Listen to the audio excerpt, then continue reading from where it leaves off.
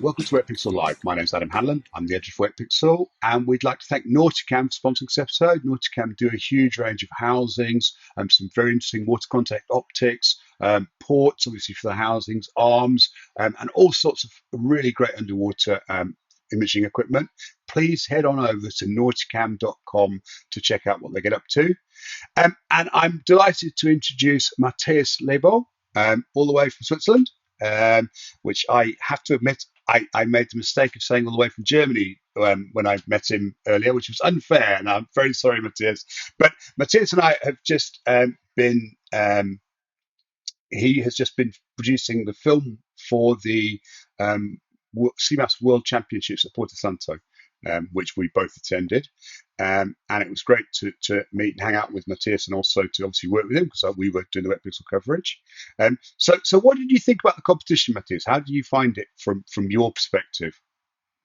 I loved the event. I loved the competition. I think I've been at several of these competitions prior. I was there as a competitor myself, and this was the first time that I was actually asked to document and cover the entire event for the organizers.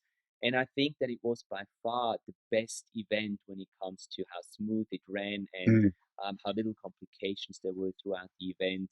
The whole atmosphere was incredibly friendly. Everyone was so happy. And I think it also had a little bit to do with this being the very first event in such a long time that was actually happening live on location. And you could feel that everyone was really, really happy to be able to, spend some time together, have a good time, go diving, take photos, take videos underwater, and just share their passion. And that really, you could really feel that throughout the entire event. Yeah, I quite agree. I think the Portuguese as well. They were a very the Portuguese community, the Portuguese team, the organisers, the people that helped out, all the officials were a very welcoming group, and I think they made everyone feel very at home. I mean, it was competitive because these things are, but it didn't have that sense of I'm gonna crush the opposition. It was much more kind of like it was much more collegial and enjoyable. I think. Yeah, it was. Absolutely, yeah. I don't think anyone really felt like in a well, it was a real competition, but no one really felt like they were being treated unfairly or anything at all. It was really a bunch of friends being together, taking photos, taking video underwater, having a good time, and then celebrating what they came up with during those two competition days. And that's how it should be, in my Yeah, opinion. We should have yeah, a lot more of these events in our field because that's the only way how we can show the world what's down there, especially for those absolutely. people not diving. Yeah, no, it is a great showcase. I think some of the imagery from Porto Santo, a lot of I think the locals possibly weren't aware of what they had on their doorstep, and it was really nice to see their engagement with it as well. So Matthias is an underwater filmmaker, if you haven't gathered that already, and actually, obviously, in the CMAS World Cup World Championships, there was a change in the video category. So how did those changes work, Matthias? Because you've competed as well as in the video category, yeah. So Yes, in I the have. I've past, yeah, competed twice or three times in the video category before that, and until this time, actually, it was always just one video category. So it was a video in the length of anywhere between 3 and 5 minutes, and it was just that one category. So as a filmmaker, you were only able to compete in one category and only win, well, one medal, right? yeah, yeah, And now they've taken this forward, which I think is the right way. They've created two other categories. So there was a yeah. shorter video category of a maximum of 60 seconds, also edited music, narration, whatever you wanted to put in there. And in addition to that, there was a very short video category, maximum, I think, 45 seconds. And this footage was not allowed to be edited at all. You could take different clips, you could put them one after the other, you could cut them, but you couldn't do any color grading, you couldn't do any sound design, you couldn't basically do any titles or anything like that. So it was really raw footage, just cut together into a sequence so that it would make a story and some sense. Mm, And I think that is the right way to go because now we've got three categories in the video section as well. So we mm, we have three world champions in mm, underwater video now, mm. and this opens up the door for so many more people to compete at a underwater videography world championship, and it will hopefully also draw in more people who will sign up for these competitions because they're hopefully going to feel like they have more of a chance to get to a medal in either one of those categories rather than Mm. just trying to compete in one category. Mm. I know we chatted a bit in Porto Santo about this idea that, you know, um, one of the changes that's happened in underwater filmmaking, underwater videography, over the past, I suppose it's probably longer than we think, 10 or 15 years probably, probably starting with the GoPro, but moving all the way through now to very capable um, mobile phones, so on and so forth, is, you know, the devices that people are using are much more available and much more common. So, you know, if we're in a situation where we're creating basically a chopped together sequence of a series of clips over a minute, you know, that really lends itself to kind of very kind of GoPro-esque type shooting styles. And I think that's really exciting. You know, it's I agree, and it's also just appealing to a lot more people out there because let's mm, be honest, not everyone, very few people actually dive with big cameras as we might do, right? So yeah, for to be able to just reach a much larger audience, a much larger amount of people that might be willing to come and compete at such a championship and such an event, you got to spread it out. You got to go basic. You got to allow people to compete with whatever equipment they've got available. As you said mm, it before, cell phones. mm, Our cell phones nowadays, they have fantastic cameras integrated in them. Why mm, not allow cell phones to use at such a competition? mm, In the end, and I think you've said this before a couple of times, it's the end result that matters. It's not yeah. the equipment. The equipment is really just a tool, but it's what people can make with that tool that is actually what matters and what should be out there to see for everyone. Yeah, and in terms of, you know, sustaining our industry or our passion as well, you know, we want to attract young people, and a common thing that deters young people is cost. You know, they typically don't have the resources that old people do, and you know, by democratizing it, by saying, you know, you can come in, you can produce a GoPro video or a cell phone video that's going to be the world champion, gold winning world champion video. That's very cool, really, isn't it? I mean, it's a great thing. For Yeah, sure, for sure. yeah, And I think we've sort of started going that way, and we should keep going that way, in my opinion. Creating more categories in the video section. mm, Maybe even why don't we say let's create a action camera category. So only mm, action cameras are allowed to compete in that category. mm, So we kind of keep the tools sort of capable at the same level, but then mm, it's really about the creativity that people come up with in terms of what they end up with. Same goes with cell phones, all that sort of stuff. Yeah, we really need to be able to pull in more young people, and we both know, all of us know, that diving can be a fairly cost intense sport, especially when mm, you start out with it. mm, And then if you want to get a huge rig and on a competition or for a competition, you might want to get a second body of a camera just in case mm. one fails. So you end up spending tons and tons of money. And as you said, a lot of young people don't really have that money sitting in the bank and being able to just spend that. So just keep that entering threshold as low as possible. That's the only way how we can attract as many people as possible, really. Yeah, quite agree. And actually, sort of segueing smoothly on, I know that you've been using the Hero 10 a bit, Yes. the GoPro Hero 10. Um, so what's your thoughts on that as a tool for underwater filmmaking then, Matthias? I love it. I honestly can say that I have not been a fan of GoPros for a very long time because I don't know, for some reason they didn't really appeal to me as a tool to film underwater. But I've played around with the GoPro Hero 9 for about, I don't know, 3, 4 months previously, and then I bought the Hero 10 when it came out, and I had it with me in Porto Santo. And I just had it clipped onto my main rig, which is a GH5S in an Mm, Nauticam housing. I just had it clipped on there, and because it is capable of recording 120 frames per second in 4K, which even my GH5S is not capable of doing yeah, that, yeah, right? So just having that capability of having it sitting on my dome port, and whenever I felt like this might be a situation where I want to have some real slow motion yeah, footage, yeah, yeah. I was able to just turn on the GoPro and simultaneously capture in ProRes RAW on my GH5 as well as in 120 frames per second in 4K on the GoPro, and the footage looks very good. I Yeah. can't put it any other way. I'm really really impressed with this camera. Um, yeah, so absolutely a fantastic tool, and yeah, It's a very exciting, well, it's a very interesting development, having this idea that you could actually have a dedicated, relatively inexpensive, dedicated camera shooting effectively footage for slow-mo at the same time as you're shooting, your full resolution footage on your main camera. Um, I, one of the drawbacks I've always found with GoPros is because they're so small that keeping them stable is difficult. And of course, by attaching them to a big housing, you get around that problem because they develop all the inertia from big housing. Yeah, yeah, exactly, absolutely. Plus, they've really improved their hypersmooth again on this version of the GoPro, and I was right. impressed how steady it actually kept the footage.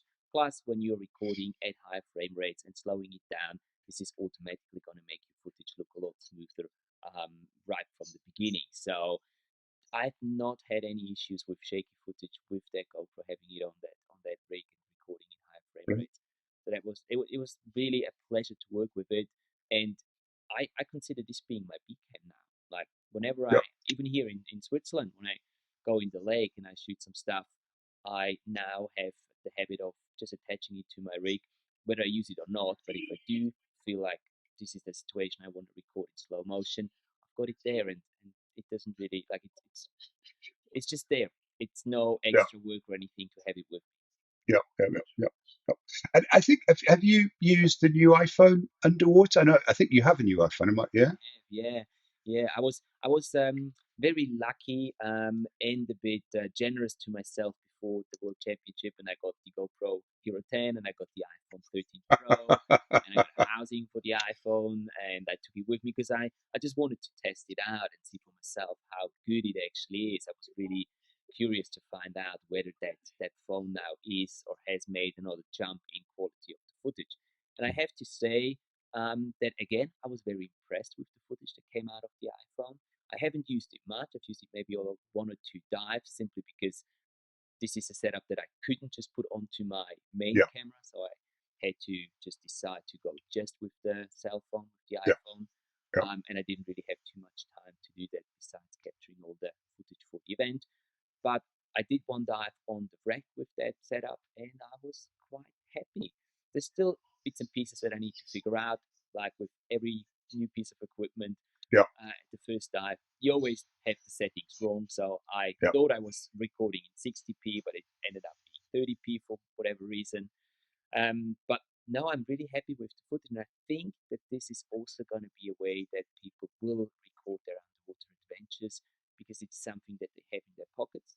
Mm. And up until now, I was always very sort of cautious taking my cell phone underwater, like many people are still Yeah, to I this am. day. Yeah, yeah, Because, many people say it's my life on that phone. I've got all my contacts, everything's on there.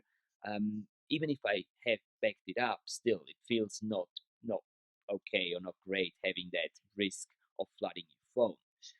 But the housings that are available nowadays, interestingly, they have vacuum valves integrated into the little yeah, housing for the cell phone. They've got leak detection systems in there. Plus, the phones themselves, they are, well, at least splash proof, if not yeah, waterproof to a certain depth. Now, yeah, even if they do flood, it's quite likely that the iPhone or cell phone will not be completely destroyed. yeah. And there's, I mean, increasingly now people have online backups in a way, which I know it's a pain. You lose your phone, but actually the data on it, you're probably going to be able to salvage. It's the phone itself dies, but yeah, Yeah, absolutely. yeah. And the one thing also about filming or taking photos with your phone underwater is that you can basically save yourself a step from coming up after the dive and having to put all your footage either on your phone or onto a computer or somewhere to then be able to share it to social media. Yeah, Now you've got it on your phone right away, and you can even in between your surface intervals, you can start sharing the footage that you've taken on that yeah, dive onto Instagram, onto Facebook, onto YouTube, whatever you want to do with it or wherever you want to post it. yeah, yeah. And that I think is just fantastic. The And development that we've seen in the last couple of years. there is also the option of editing. Is it Adobe Clip? I think it is that you can literally edit sequences on your phone, and that's so as you say, you come after a dive, put some stuff on a timeline, drop in some sound, because you drop in a soundtrack, and have it on your social media channel of choice, within very little time. And that's actually really cool. I mean, it's there's no Yeah, doubt about it. yeah. Yeah, I'm hoping that this is going to help people share more of the stuff, because this has yeah, always been an issue, or not an issue, but always been something that has bothered me a little bit, that there's so many people that do take photos and videos underwater, but then there's only a tiny fraction of these people that actually share that footage on social mm, media. And I find that the pity, because they go through all the work of capturing that stuff underwater mm, and recording their adventures. Why not share them? mm, yeah, yeah. I agree. No, I quite agree. So one of the things I think, and it's a criticism that be levelled at Wetpixel Live with correctly really, is we've been very photocentric, and obviously particularly Alex and myself who've done the majority of the episodes, sadly to say we are still shooters. I mean, both of us do occasionally shoot moving pictures, but generally we are primarily still shooters. So I'm super happy that Matthias is going to come and hopefully help correct that balance a bit and give us some input on Wetpixel Live and on Wetpixel in general, about the filmmaker's perspective, and that's just going to be a really cool collaboration, I think. And with that in mind, I know that he's working on a tutorial series. Can I call it that? Is that the right word for it, Matthias? Yeah, of Yeah, I would even say it's probably more a course than a tutorial course. series. Yeah, Okay. And this is specifically on the new GoPro Hero 10 and using it underwater. correct. Um, Yes, exactly. It's going to be, well, my mission or my vision here is that I want to create a masterclass for the GoPro Hero 10 specifically for filming underwater. There's so many courses out there on how to use GoPros on land, but there's very few good courses on how to get the best out of an action cam, in this case the GoPro Hero 10, when yeah, filming or using it underwater. yeah, So I'm planning on creating a masterclass that will take the people who want to take the class through all the aspects that they need to know, from preparation of the GoPro before you go diving, all the accessories that can be useful to get the best possible results, and mm, then we're also going to go into post production and how you can use the GoPro app that comes with the GoPro to edit that stuff, or if you want to put it into another editing software and do a bit more with it, to create some movies and films with it. It's going to be the whole range in that masterclass, and I just want to enable people to get the best possible result with the camera and the capabilities that the GoPro offers them. this will join. So you have an existing masterclass on underwater video. And what we'll do is we will put a link to that in the show notes. And obviously that's focused. Well, perhaps explain that to us, Matthias. That's focused on any camera, really. It's not camera specific, is it? Correct. Yeah, that's not camera specific, and this is sort of my base online course that I've created a few months ago, with the idea, as I said before, to give people an easy entry into underwater videography. Mm, It is not a course for someone who's already got a lot of experience with underwater mm, filming. So it's mm, not a course that is going to go into incredible detail on certain topics, but it is a course that is going to cover, or that covers everything that you need to know when you're thinking about taking on underwater videography, whether that is because you've never filmed underwater or never used a camera underwater at all, mm, or whether you have been a still shooter for a certain amount of time. You want to kind of make the transition and start using the video functions of your existing camera to mm, start taking videos underwater. mm, Again, this course is a complete course that takes you from what different cameras are out on the market, how you can select the proper camera that fits your needs, what housing options are out there, what lights can be used, and what the differences are. We go into principles of filming underwater. We go into storytelling, which is a very important very important. Yeah. Yeah. part, in my opinion, because it's the story that Yeah. keeps people watching your content, right? Yeah. Yeah. Um, we don't really go too much into the editing. There is a couple of tips and tricks and suggestions how you can help with editing your footage, but it's not like we're going to go deep into the editing part, because that would just, it's just too much for such an entry level course. And I don't want to scare people off with this course. I want to motivate them to capture their adventures underwater and share them with the world. There's also a closed Facebook group that we have inside the course for people who join the course to be able to exchange experiences, to showcase their work, to get feedback from other participants of the course, and just basically to grow with each other and help each other become better at underwater filmmaking. Yeah, no, it's excellent, and I'm very pleased to say that I've signed up. So thank you, Matthias. I look forward to getting to grips with it. It'll do me a lot of good. I definitely fit into the realm of the still shooter who needs tutoring into how to shoot video. So thank you very much. It's very kind. My pleasure. My pleasure. Yeah, and while we're talking about this topic, I also want to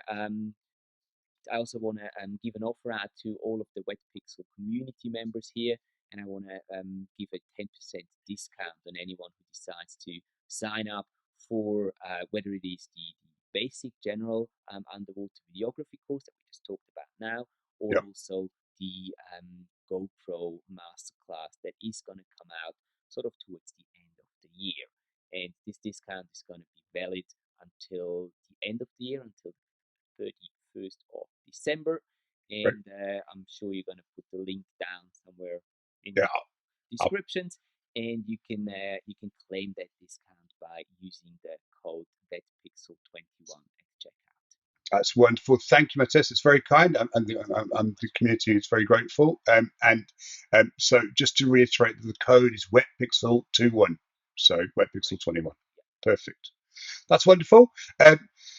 So, Matthias, if people are looking for your work, where should they go and look for it? Where's the best place to find your work? The best place right now would probably be on YouTube, because that's sort of my main channel where I post regularly, normally once to twice a week, with tutorials, with sort of destination reviews, just general underwater footage. That's all hosted on there. Right now, I'm working on a new website that is gonna sort of also be finished towards the end of the year. And as I'm saying this, I'm noticing that everything is kind of towards the end of the year. This is kind of what it normally is, right? Yeah, that's the schedule. So I do have a website now, which is matthiaslebo.com. It's just not very current right now. There's a couple of projects on there that I've done in the past, but as I said, it's not very current. The new website will come out sometime before the end of the year, and that's going to be then a bit of a change in my presentation as well. So I think for the moment, if I may, I'll add a link to your YouTube channel in the show notes, and obviously people could then link that back to your website, and as it develops, we can keep them updated to that. So thank you very much. It's been a great discussion. I look forward to lots more. I look forward to lots more, and I also look forward to getting underwater and going diving with you again. So which was a lot of fun to do. I can't wait. Hopefully, we can make that happen soon again. I definitely hope so. So thanks, Matthias. You take care. Thank you. I'd like to thank you all for watching very much. And again, I'd like to thank Nauticam for sponsoring this episode. We can't make these episodes without the support, so thank you very much. Please feel free to add any comments or suggestions in the comment section, and possibly that could also include video topics that you feel we should really cover on Wetpixel Live. And drop us a like if you enjoyed it. Thank you very much. I look forward to seeing you again soon.